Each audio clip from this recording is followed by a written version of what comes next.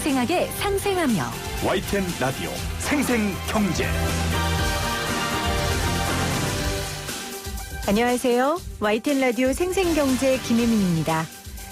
유재석 씨가 한 방송에서 자신의 아이의 생일을 축하받고는 멋쩍어하며 이렇게 말했습니다. 우리 아들은 수많은 어린이들 중 한 어린이일 뿐입니다.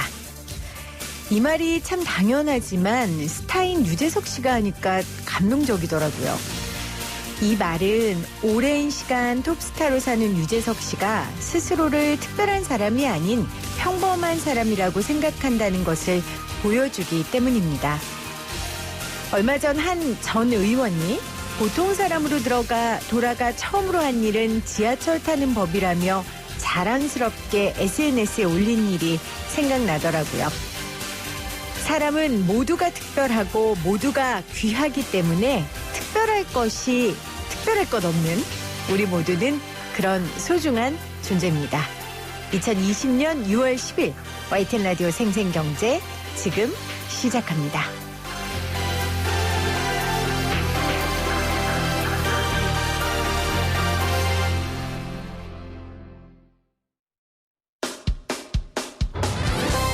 사람을 바꾸는 경제 이야기, 세상을 바꾸는 경제 뉴스. YTN 라디오 생생경제. 오늘 가장 뜨거운 경제 뉴스를 제일 생생하게 전해드리는 시간입니다. HDC 현산이 아시아나항공의 재무 상태가 극도로 악화됐다며 인수 원점 재검토를 밝혔습니다. 아시아나항공은 정말 다시 날 수 없는 걸까요? 한국항공대 경영학과 허희영 교수 나오셨어요. 교수님 어서 오세요. 네, 안녕하세요. 최근에 항공 관련 주식은 조금 상황이 좋아지는 것 같았는데 그래도 저번에 나오셨을 때보다 좀 나아지지 않았습니까? 제가 오늘 나오면서 좀 봤거든요. 네, 오늘은 좀 안 좋더라고요. 딱히 이렇게 네. 이제 코로나19까지 겹쳐서 그러게요. 지금 그렇게 좋아지는 기미는 없고요. 좀 악화되고 있는 장기적으로 그런 게 보여집니다. 악화되고 있는 가운데 또 악화될 수밖에 없는 소식이 오늘 네. 들려와서 교수님을 모셨습니다. 우리가 아시아나항공 관련해서 이 인수건으로 여러 번 교수님하고 인터뷰도 했는데 네. 지금 다시 현대가 아시아나항공 인수 조건을 재협상하자고 네. 했어요. 일단 무산하겠다는 건 아니죠? 네, 어제 HDC 현산이 이제 입장문을 아주 길게 내놨습니다. 네. 저도 그거를 이제 구구절절 하더군요. 그래서 이제 전부 읽어보니까 인수 의지는 확고하다. 우리는 그동안 이러이러한 노력도 해왔고 컨설팅도 받았고 그러나 이대로는 못하겠다. 재협상을 해달라. 그리고 파트너도 좀 바꿔달라. 네. 그러니까 채권단이 좀 나서달라. 그래서 이것이 HDC 현산의 입장에서는 할 얘기는 다 해놨습니다. 메시지가 아주 다 담겨 있죠. 네. 원래 길고 구구절절하다는 거는 미련이 있다는 얘기예요. 그냥 뒤돌아서 갈 것 같으면 그렇게 쓰지도 않거든요. 그렇습니다. 그러니까 우리 지금 다시 조건을 다시 세워보자라는 뜻인데 일단은 배경이 있지 않습니까? 네. 계약 체결 이후에 사실 아시아나가 더 나빠진 게 네. 아주 큰 배경이에요. 그게 작년 이제 공개 입찰에 응했고요. 당시에 이제 애경하고 경합을 했고 사실 많이 써냈어요. 한 2조 4천억을 써냈고 거의 1조 가까이 더 많이 써낸 걸로 알려져 있는데요.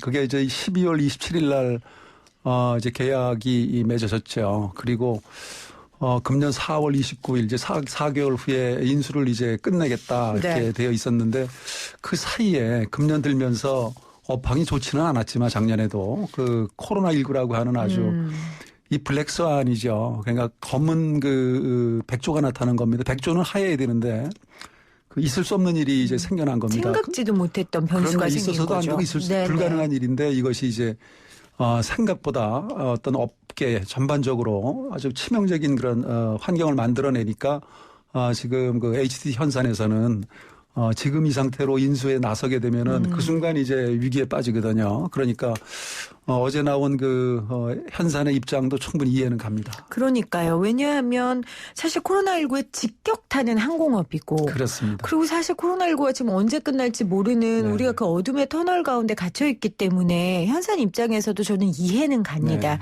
이해는 가지만 이제 아시아나항공 입장에서는 정말 벼랑 끝에 몰린 심정이겠죠.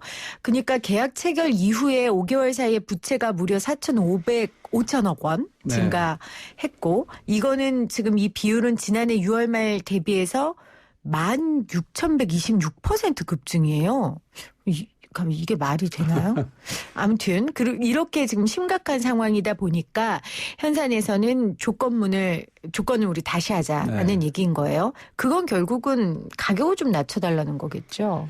예, 지금 그 내용을 봐서는 지금 그동안 그 5개월이 지나는 동안에 조금 전에 말씀하신 그것은 이제 부채 비율의 증가율입니다. 부채 비율이 아니고 저도 이게 조금 헷갈렸는데. 부채 비율입니다. 부채 비율 지난해 6월 말 대비. 예, 그러니까 그 비율이 그렇게 늘어났다는 그러니까 몇 배로 이제 부채 비율이 더 늘어났다. 이제 그런 의미고요. 사실 그 부채가 늘어난 건 사실이고 자본금은 또 자본 잠식이 시작이 되었고 네. 작년 1년간에다 금년 1, 4분기까지 해보니까 그 순손실이 8천억에 이르고 있다. 그러니까 이게 너무 지금 당시에 그 계약 당시와는 달라졌다. 그런 얘기고요. 그러니까 몸값이 달라졌다는 얘기인 거죠. 예, 그렇습니다. 기업 가치가 그렇죠. 지금 그 당시와는 많이 너무 다르다. 네. 그런데 이제 그 현산에 의해서는 그걸 모르고 했냐. 그거를 계약할 때 적어도 기업가라면 그런 거를 판단하지 않았겠는가. 근데 코로나19 터지기 전이잖아요. 그런데 이제 그 블랙스완이라는 건 예측이 안 됐던 그렇죠. 거죠. 예. 그래서 여기에 보면은 이제 저도 이 숫자를 좀 들여다보니까요. 2조 8천억을 거기다 언급을 했어요. 그러니까 그 내용이 뭔가 부채가 왜 2조 8천억, 1조 7천억은 이해가 됩니다. 최근에 네. 정부가 그 코로나 위기, 유동성 위기에 빠지니까 그 아시아나 항공에 대해서 1조 7천억을 지원하기로 했죠. 네. 그래서 그거는 참 다행스러운 일인데 여기에 지금 2조 8천억이 늘어났다. 근데 자기네는 모르고 있었다 이러거든요. 그런데 이것은 사실은 정말 몰랐는지는 모르겠어요. 이게 뭐냐 하면 2조 8천억이라고 하는 건 이제 그 회계 처리 기준 그 국제 IFRS가 적용이 됐습니다. 거기에 결정적인 게 항공사는 항공기가 최고의 투자 자산이죠. 그런데 아시아나항공은 지금 한 80여 대가 있는데 80대가 좀 넘는데 3분의 2는 다 리스예요. 그러니까 이제 임차기라고요. 그런데 그거에 대해서 그 잔여 기간에 대해서 내야 될 그 리스료를 전부 부채로 계상토록 금년부터. 네네. 그러니까 국제회계법이 바뀌었군요. 바뀌었습니다. 적용이. 그러다 보니까 앞으로 잔여 기간이 10년 남은 거 7년 남은 거 그것을 전부 그해 비용이 아니고 지금 부채로 계상을 해라. 그러니까 이게 2조 8천억 가까이 늘어난 겁니다. 아시아나 입장에서는 좀 억울한 게 있겠네요. 억울하죠. 예, 이것을 당시에 인수자 입장에서는 충분히 그 회계 처리 변경이 예상이 되어 있었고 예고가 돼 있었던 거거든요. 그러니까 좀 들여보면은 좀 감성적으로 접근을 하고 있고 좀 안타깝기는 한데 이 내역은 좀 아시아나 입장도 좀 반영이 될 필요가 있다 그런 생각이 듭니다. 네, 그러니까 지금 교수님이 설명해 주신 지금 현산이 주장하는 부채 비율은 조금 아시아나 입장에서는 억울할 수 있고 이 부분은 그렇습니다. 고려가 좀 돼야 되는 상황일 것이다라는 말씀이세요. 근데 사실은 지난 4월부터 이상 기류가 감지는 됐어요. 그러니까 아시아나 항공의 주식 취득일을 무기한 연기했잖아요. 이때부터 계속해서 주파나를 이제 튕긴 게 아닌가라는 생각이 드는데 그러면 결론적으로 교수님은 기업 가치가 계약 당시와는 달라졌다는 현산의 말에 100% 동의하시지는 않는 거죠? 그 기업 가치는 지금 바뀌었죠. 코로나19 때문이라도. 그렇죠. 지금 그것은 비단 아시아나 항공뿐이 아니고 뿐만 아니라 전 세계 항공업계 지금 국내 항공업계도 지금 초토화 직전에 있고 모두 유동성 위기에 빠졌는데 세계적으로 보더라도 지금 남미의 그 1위 항공사들인 그 라탐이나 아비앙카가 다 지금 디폴트에 뱅크럽시에 들어갔거든요. 파산 절차. 또 지금 타이 항공도 국적 항공사인데 이제 파산 신청에 들어갔고 그런 거 보면은 앞으로 계속적으로 이런 일이 일어날 것인데 기업 가치는 아시아나 항공뿐이 아니고 대한항공도 기업 가치가 하락했고 그 주가로 이제 반영이 된 거죠. 그러니까 아시아나만이 아니라 전 세계 항공업의 기업 가치가 떨어졌다. 그렇습니다. 그렇다면 현산에서 이렇게 다시 인수 가격을 하려고 하는 이 시도가 성공할 가능성이 더 많습니까? 지금 이제 이게 그 3자의 게임인데요. 지금 사려는 쪽 현산이고 팔려는 쪽은 금호그룹이고요. 그다음에 이제 이렇게 사실 이건 지금 디폴트 상태거든요. 이 아시아나 항공은 더 이상 이제 그 채무 능력, 상환 능력이 없어요. 그럴 경우에는 이 주식회사라고 하는 건 결국은 여기에 돈 빌려주면 될 거거든요. 그러니까 이제 채권단이 여기에 가장 그 칼자루를 쥐고 있는 거죠. 다시 말하면 산업은행입니다. 네. 그러면 산업은행에서 지금 어제 이걸 지금 현산이 재협상하게 해달라. 의지는 강하지만 이대로는 우리는 할 수가 없다 했을 때 산업은행이 취할 수 있는 행동은 이제 그러면은 그냥 손 놓고 나가라. 만약에 지금 우리가 다시 찾겠다. 계약금 낸 거 뭐 한 2,500억 그거 놓고 나가라라고 할 수가 없는 것이 이 아시아나항공에는 지금 10,000명 가까운 그 임직원들이 생업이 걸려 있고 또 거기에 또 계열사나 자회사가 있고요. 또 그러다 보니까 이게 그 지금같이 어려운 시기에 그 산업은행으로서는 아주 고민이 깊을 수밖에 없고요. 당연히 네. 이번에 재협상 요구에 응할 겁니다. 그래서 아마 3자 간에 아마 묘책을 찾아내야겠죠. 네. 그러니까 산업은행과 현산과 지금 아시아나항공 세 금호그룹이 주체의 됩니다. 금호그룹 세 예, 예. 주체의 지금 협상 과정인 건데 지금 현산이 입장문에서 요구한 내용이 크게 한 3가지 정도예요. 첫째가 아시아나항공의 재무제표가 현재의 재무 상황을 제대로 반영하고 있다는 점이 확인돼야 된다. 이거는 네. 무슨 얘기예요? 그것이 어제 입장문에 담겨 있어서 보니까 아시아나항공의 이 그 부실화가 이제 완전히 노출된 건 작년 3월에 그 회계법인에서 한정 의견을 냈거든요. 회계감사 의견서를. 그런데 지금 그 이번에 3월에 나온 것도 거기에 이제 한정 의견은 아니에요. 적정 네. 의견을 냈어요. 네. 똑같은 회계법인이. 그런데 거기에 조건을 달았죠. 특히 이제 그 이연자산, 이 정비비 관련된 거라서 구체적인 건 좀 복잡하긴 한데 그래도 작년에 비해서는 개선이 되었기 때문에 한정 의견을 받지는 않은 거죠. 그러나 인수자 쪽에서 보면은 그거를 좀 투명하게 해달라는 얘기고요. 또 하나는 그 계속 기업으로 3가지를 지금 말씀하셨잖아요. 거기 담겨 있는 게. 그런데 이 아시아나항공을 인수하게 됐을 때 계속 기업으로 존속할 수 있도록 방안을 연구해달라고 그랬어요. 그런데 그게 굉장히 그러니까요. 그 속에 숨어 있는 게 이제 지원 방안을 내달라는 거죠. 그러니까 이건 거기에. 정부에 하는 말 그렇습니다. 아닙니까? 이건 뭐 망해가는 기업한테 살릴 방안을 내달라고 한다는 게 말이 안 되는 거잖아요. 그게 이제 산은에 대고서 하는 얘기죠. 그렇죠. 예. 그리고 네. 또 하나는 이제 협상 파트너는 지금은 이제 팔려는 쪽하고는 아니다. 이제는 그 채권단하고 하겠다. 그런 게 담겨 있습니다. 그러니까 팔려는 쪽이 지금 너무 힘이 없고 그럼요. 예. 지금 자기들이 봐도 요구를 한다고 해서 들어줄 수 있는 현실 그럼요. 상황이 아니기 금호그룹도 때문에 지금 상당히 어려움에 빠졌거든요. 그러나 놓치고 싶진 않고 그렇습니다. 그러니까 산업은행이 조금 더 적극적으로 나서 달라는 결국 산업은행과 정부를 향한 맞습니다. 딜인 것 같네요. 그래서 제가 이걸 좀 감성적으로 접근했다라는 표현이 네. 이제 구구절절한 거죠. 그러나 그 속내는 사실 아무것도 모르겠습니다. 아무도 모르나 현재 그 입장문에 담긴 걸로만 보아서는 네. 그렇게 해석이 됩니다. 그 산업은행 협상 파트너를 산업은행으로 바꿔달라는 게 결국은 정부가 좀 적극적으로 나서달라는 건데 구체적으로 어떤 거예요? 그러면 그게 지금 뭐 정부도 처음에는 이 코로나19가 닥쳤을 때 우리 정부 특히 국토교통부는 이제 주무부처죠. 그리고 금융당국도 이거 뭐 항공만 어려운 게 항공만이냐 이제 그래서 처음에는 좀 뒷짐짓고 있었어요. 그런데 외국 정부들이 미국이나 유럽이나 일본이나 모든 나라들이 항공을 그랬죠. 우선적으로 살려야 된다. 교수님도 우리 방송에 제가 나오셨어요. 여기 방송에서 호소하셨죠. 그런데 그리고 나서 국토부가 지금 여기저기 뛰기 시작했고 이제 마침내 그 기간안정기금을 40조를 만들면서 최우선으로 항공과 해운을 우선적으로 구제하겠다. 그런데 지금 이제 아시아나에 대해서는 아직 나온 건 없어요. 다만 최근까지 엊그제까지 나온 것은 이제 1조 7천억, 1조 2천억은 대한항공.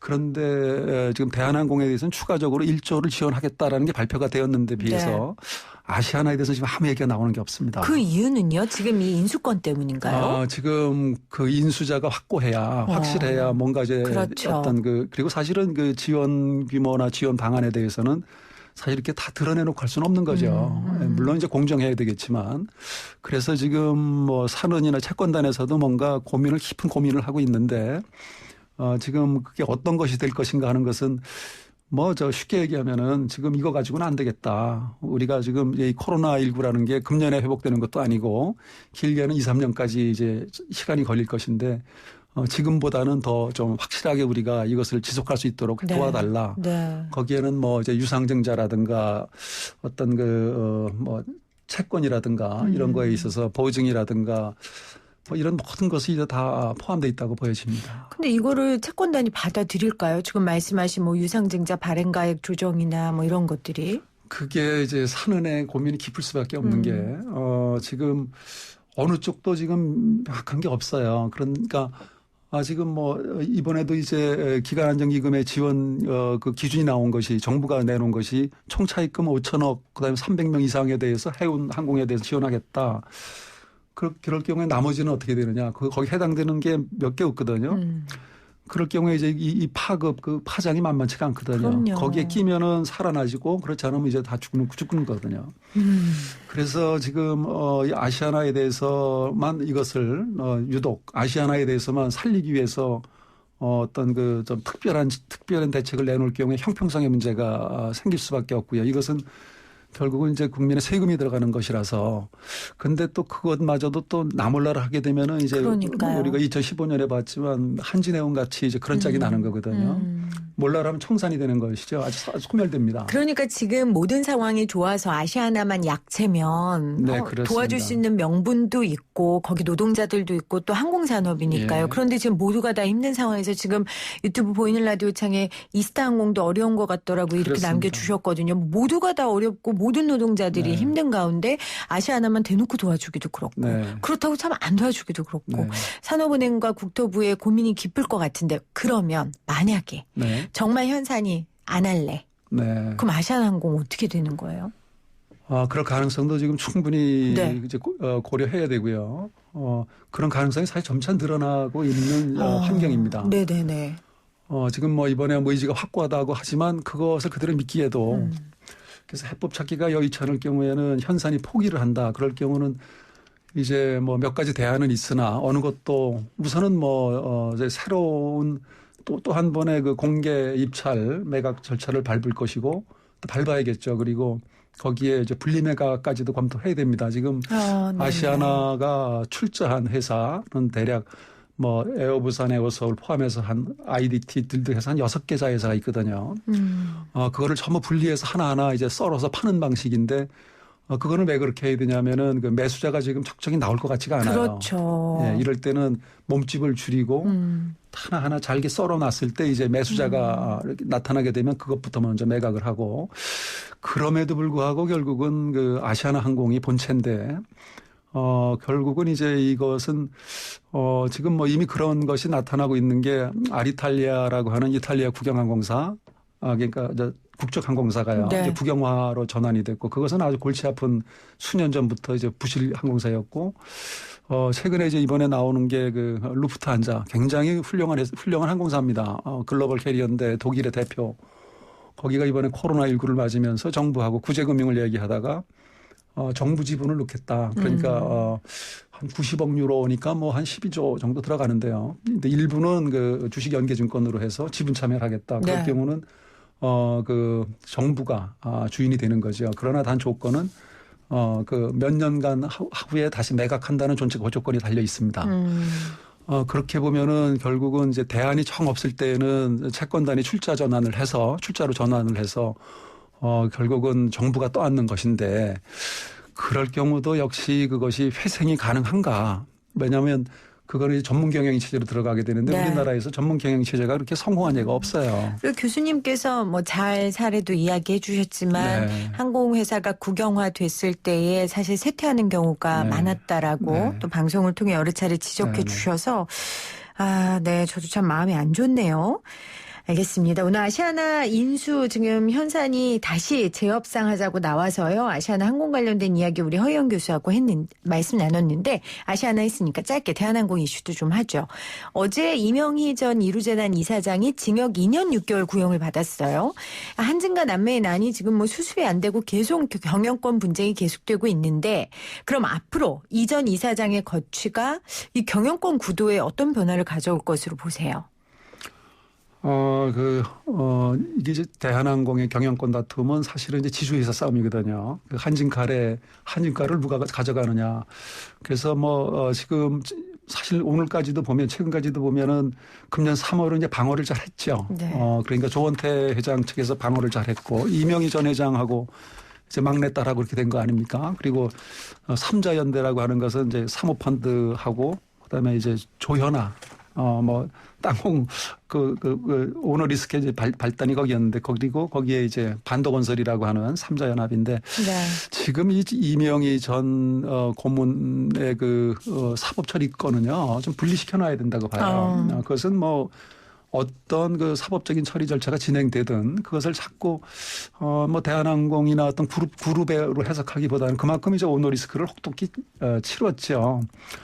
그래서 거기는 뭐 이제 지금 경영권 다툼이라고 하는 거는 결국은 이제 굉장히 우리가 이제 관전을 하기에는 흥미있습니다. 그냥 관전하시기에는 그게 누가 가져갈 것인가. 이제 이 프레임을 그렇게 짤 수는 있죠.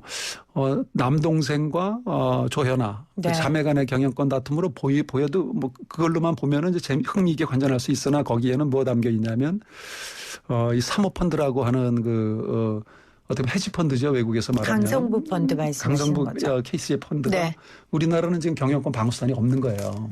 외국처럼 차등 의결권제도 없고 하니까 아무리 건전한 기업도 경영권의 공격을 받을 수 있다는 것을 이번에 보여주고 있는데 저기서 자칫 뭐 어떤 경영권의 변화가 일어날 수도 있어요. 왜냐하면 현재 45%를 넘어섰거든요. 네. KCGI 쪽에서 조현아 3자 연대가 그리고 이쪽은 41%대니까 그런데 그러면 나머지 주식은 얼마나 있느냐 한 13%예요. 그래서 오늘도 보니까 9만 원대가 넘었어요. 이 주식이. 맞아요. 그러니까 교수님 말씀은 단순히 가족 간의 다툼으로 보이는 건 이제 1차적인 거고 예. 그 뒤에 사모펀드와 또 이런 지주회사 안에서의 그런 갈등 문제들이 네. 이 안에 있다. 그걸 잘 보시어라. 우리나라 경영권 방어 문제도 문제로 있고. 봐야 됩니다. 네, 알겠습니다. 참 비행기가 하늘 날 때는 걸림돌도 없이 쭉쭉 나가는 것 네. 같은데 우리나라뿐만 아니라 사실은 지금 전 세계 비행기들이 코로나19라는 돌에 네. 걸려서 날지 못하고 네. 있고요. 특히 우리나라 항공업은 더 어려움을 겪고 있습니다. 이제 이런 인사하기도 머쓱해요. 좋은 일로 만나요. 이거 교수님하고 인사하기 머쓱해요. 뭐 이것도 또한 지나가리라 이렇게 생각합니다. 네, 알겠습니다. 지금까지 한국항공대 경영학과 허희영 교수 함께했습니다. 고맙습니다. 네, 고맙습니다.